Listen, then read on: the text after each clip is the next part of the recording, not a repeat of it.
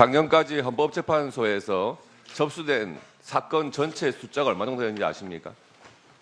예, 한 5만 건 될 겁니다. 예, 제가 통계를 가지고 있는데 그 정도 되는데 지금 대법원에 1년 동안에 접수되는 사건 수가 4, 5만 건입니다. 네, 그러면은 대법원에서 1년 동안 접수되는 사건에 대해서 어떤 판결이 나더라도 우리 그 재판을 받는 국민들 입장에서는 나의 기본권이 침해됐다 해가지고 또 헌법재판소에 내 사건을 다시 봐달라 하는 재판 소원을 낼 가능성이 굉장히 높거든요. 네, 그러면은 그 많은 사건을 헌법재판소가 37년 동안 해온 사건이 거의 1년에 계속 들어온다는 의미인데 헌법재판관은 지금 헌법상에 9명으로 돼 있으니까 늘리기가 쉽지 않지만 결국에는 그 사건들을 처리하려면은 재판연구관들을 한참 늘려야 될 거 아닙니까? 네. 그렇지 못하면 사건은 또 적체될 거 아닙니까? 네.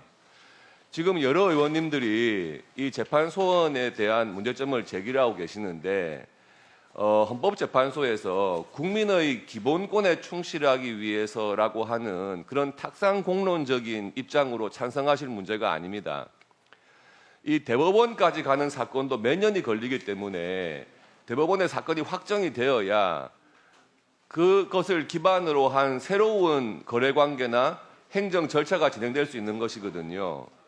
민사나 행정 같은 경우에 대법원에서 재판이 확정돼 가지고 예를 들어서 등기까지 마쳤는데 몇 년 뒤에 헌법재판소에서 또 다른 결론을 내린다, 또 재판하라 이런 식으로 하면 이게 재판을 받는 국민들 입장에서는 거래관계가 이 기본이 무너지는 경우가 생기는 거예요. 행정 절차에서는 더 그런 겁니다. 그래서 이것을 그렇게 뭐 기본권 보장, 법치주의 확립 이런 것으로 접근할 것이 아니고 보다 실질적인 것으로 봐야 되는데요. 저는 헌법재판소에서 계속해서 이 재판소원 문제를 제기하는 것이 저는 솔직하게 이야기해 봅시다. 재판연구관 출신으로 나가서 만약에 변호사를 한다. 그래서 1년에 4만 건 정도의 이 재판소원 사건이 생긴다. 그러면은 우리 국민들이 그 사건을 헌법재판소 재판연구관 출신 변호사한테 맡길 거 아닙니까? 결국에는 재판연구관들이 인원도 늘리고 재판연구관 출신 변호사들이 새로운 시향도 선점하고 그런 차원 아닙니까? 지금 헌법재판관 중에는요, 대법관 출신들도 계시잖아요. 네. 근데 대법원에서는 헌법재판소만큼이나 계속해서 이 재판소원에 대해서 반대해 왔습니다.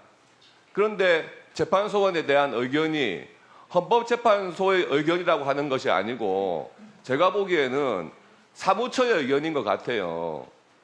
이 의견에 대해서 지금 헌법재판소에 계시는 헌법재판관님들 의견 일일이 다 물어보신 적이 있습니까? 그렇지는 않습니다.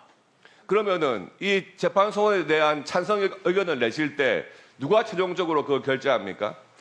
헌법재판소에서 그 국회에 제출한 의견서 부분은 2013년도와 2017년도에 최근에 것만 말씀해 보시죠. 최근에 이 발의된 법안에 대해서 찬성 의견 내신 적이 있어요. 헌법재판소에서. 그 의견서는 소장님 결재 이후에 재판부에 모두 평의를 회람을 시켜서 그 회람된 의견을 다 반영해서 제출한 것입니다.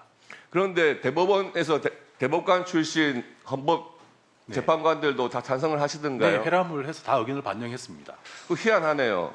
대법관으로 계실 때는 그렇게 다들 안 된다고 하시더니 헌법재판소로 오시면은 다 헌법재판소의 견해에 포섭되는 거 아닙니까? 독일에서 지금 재판소원 하고 있잖아요. 네. 이게 재판소원 인용률이 얼마나 되는지 아십니까? 전체 사건 수에 대비하면 0.01%라고 그렇죠. 드릴 수 있지만 예. 0.01%면요. 만 건에 한 건입니다. 네. 9,999건이 원래 대법원의 결정대로 확정이 되는 겁니다. 그런데 지금 우리나라 국민들이 그런 확률이라도 붙잡고 또 재판소원 할 거 아닙니까? 그렇다면 그 막대한 재판 비용, 헌법소원, 재판소원까지 기간, 그런 것이 얼마나 막대한 피해입니까, 국민들에게.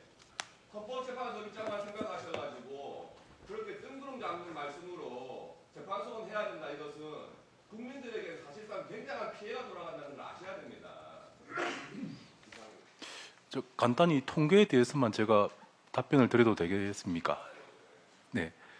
그 통계 부분에 있어서 전체 사건 접수에 대비하면 0.01% 정도 인용 가능성이 있다라고 하지만 본안 판단이 회부된 사건을 기준으로 판단을 해보면 40% 정도 인용 가능성이 있습니다. 그렇기 때문에 재판에 대한 헌법 소원은 독일에서도 매우 높게 인용되는 사건이라고 이끌어지고 있습니다.